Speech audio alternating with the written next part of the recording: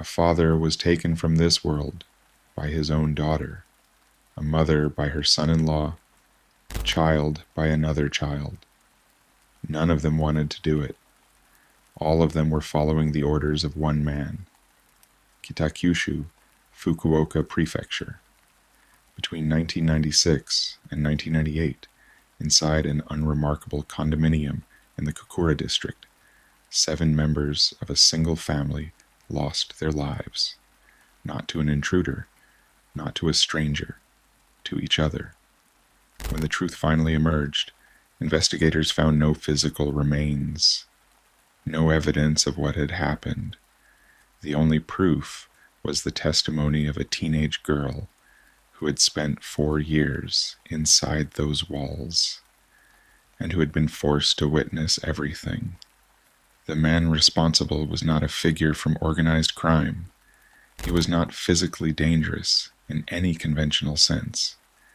He was a failed businessman, a con artist, a high school dropout who had talked his way through life. His name was Futoshi Matsunaga, and the case that prosecutors would later describe as unprecedented in Japanese legal history began not with violence, but with a secret. Kumio Toraya was a man with something to hide.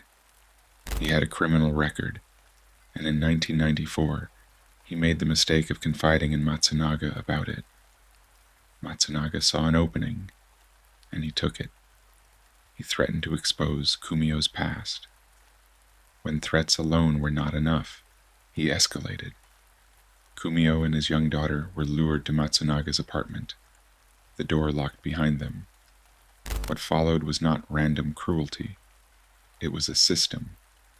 Matsunaga used psychological manipulation and physical intimidation to break down the bond between father and daughter. He made Kumio's daughter participate in her father's degradation. He made Kumio watch as his own child was turned against him. The goal was deliberate.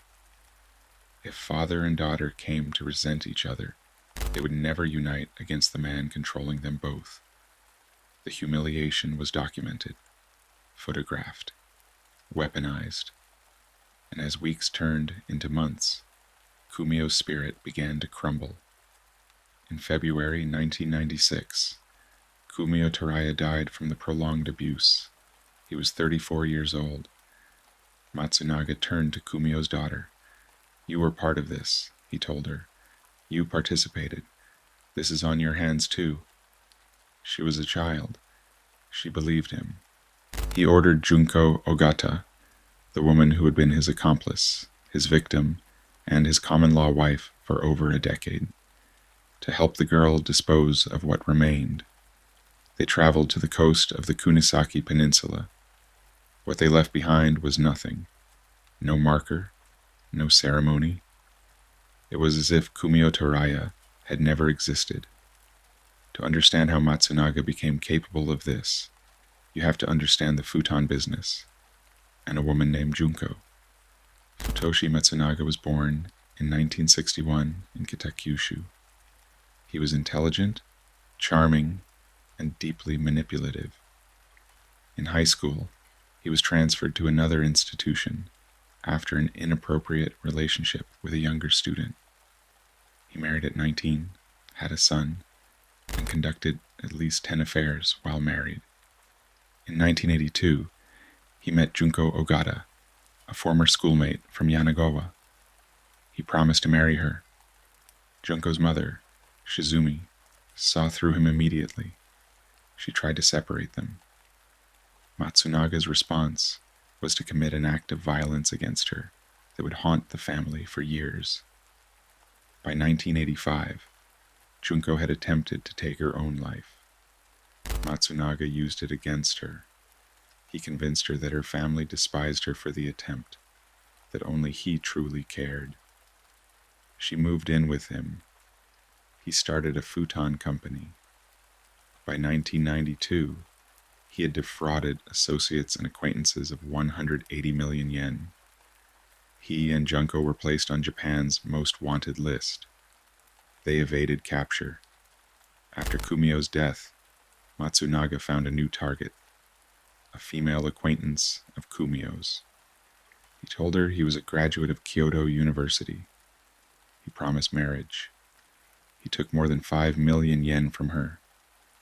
Then he imprisoned her and her daughter in the apartment.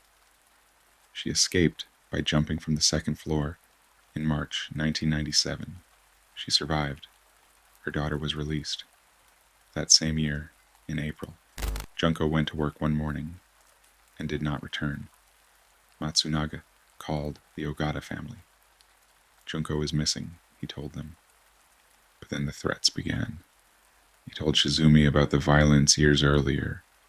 He told the family that Junko was complicit in everything that had happened to Kumio Toraya, that she was a participant in crimes.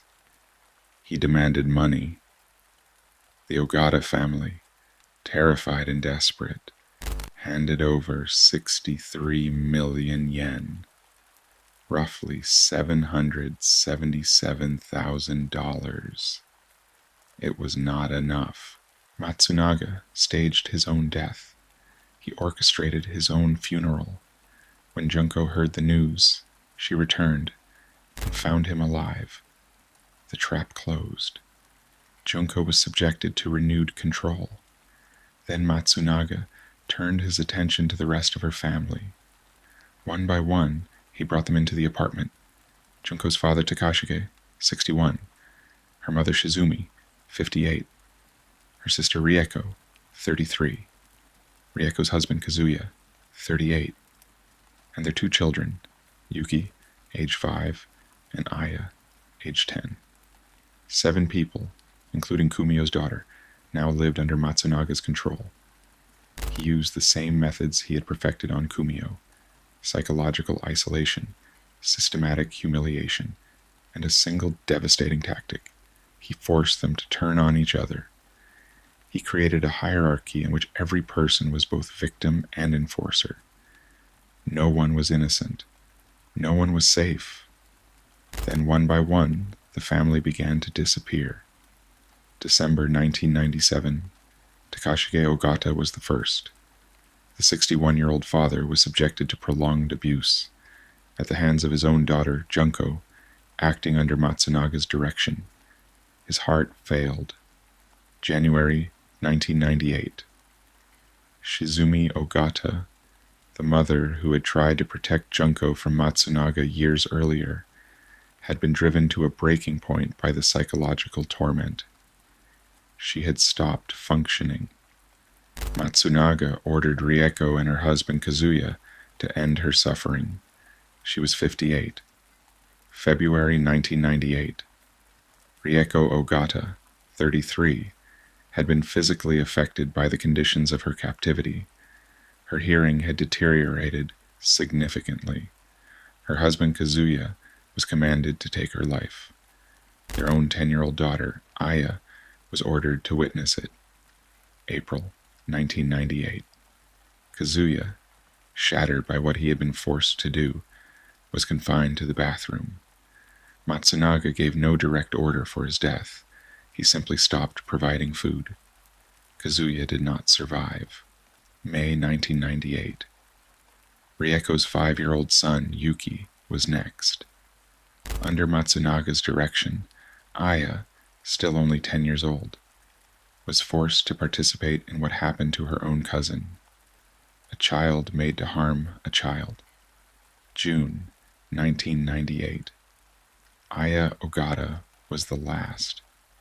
The 10-year-old who had been forced to witness her mother's death and participate in her cousin's was taken from this world by Matsunaga and Junko. With help from Kumio's daughter, the girl who had been held captive since 1994, Aya's life ended inside that apartment. Every member of the Ogata family was gone. None had been killed by Matsunaga's own hands. Each had been taken by another family member. Their remains were disposed of, some into the sea, some by other means. Neighbors had complained about noise and odors over the years. The condominium was renovated.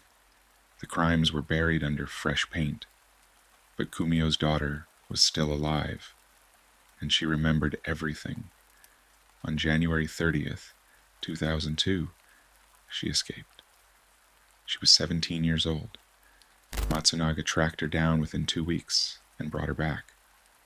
On March 6th, 2002, she escaped again. This time, she went directly to the authorities. When officers arrested Matsunaga and Junko the next day, they had no idea what they were walking into. The initial reports described a captivity case, 2 adults holding a teenager. But as Kumio's daughter began to speak, the true scope of what had happened inside that apartment became clear. The girl described 7 deaths. She named names. She recounted dates. And she told them about her own role, forced and unwilling, in what had happened.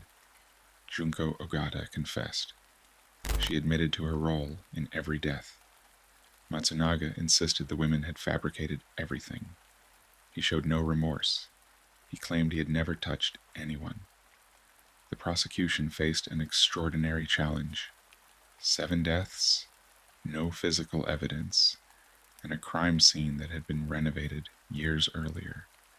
The case rested almost entirely on the testimony of 2 women, one who had been a perpetrator and one who had been both victim and participant. The Fukuoka District Court believed them. In September 2005, both Matsunaga and Junko were sentenced to death. On appeal, Junko's sentence was reduced to life imprisonment. The court acknowledged what had been obvious from the beginning. She was as much a victim as anyone, controlled through years of psychological abuse, her family systematically destroyed around her. Matsunaga's death sentence was upheld. He remains on death row at the age of 65, awaiting execution. The apartment in Kokura still stands. The renovation is long complete. The neighbors who heard the sounds and noticed the smells have moved on. There is no memorial. There is no plaque. The only record that 7 lives ended inside those walls exists in court transcripts and the memory of one young woman who escaped. And the question that remains, the one that lingers long after the details of the case fade, is not how one man could be so cruel. That answer is familiar enough. The harder question is how he made others cruel for him, how he turned a daughter against her father, a wife against her husband, a 10-year-old girl against her own mother, how he weaponized shame and fear and the desperate human need for belonging until a family destroyed itself from the inside. The answer may be the most disturbing part of this case. It was easier than anyone wants to believe.